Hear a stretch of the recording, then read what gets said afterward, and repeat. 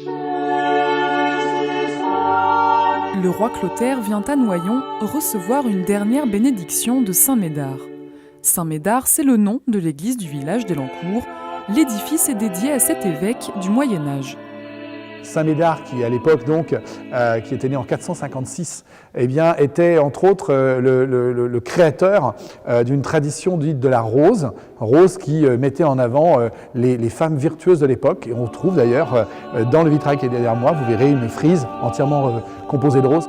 Des motifs floraux sur les vitraux et sur la clé de voûte, des peintures de la croix pâtée de type celtique, symbole de la commanderie de la Ville-Dieu.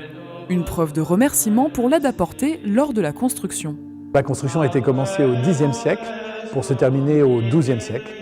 Elle a une particularité, c'est que la construction du Xe siècle, même si elle a été bien démarrée au début, était en une forme de désuétude, ce qui fait qu'arrivée à la fin du XIe siècle, elle était dans un état qui ne permettait pas que les 80 paroissiens, les 80 élancourtois de l'époque, puissent la fréquenter. Et c'est donc sous l'impulsion des chevaliers du Temple que l'église a été terminée au XIIe siècle pour arriver au bâtiment tel que vous l'avez aujourd'hui.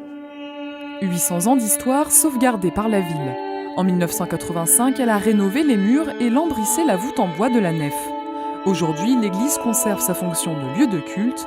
Des concerts y sont également programmés.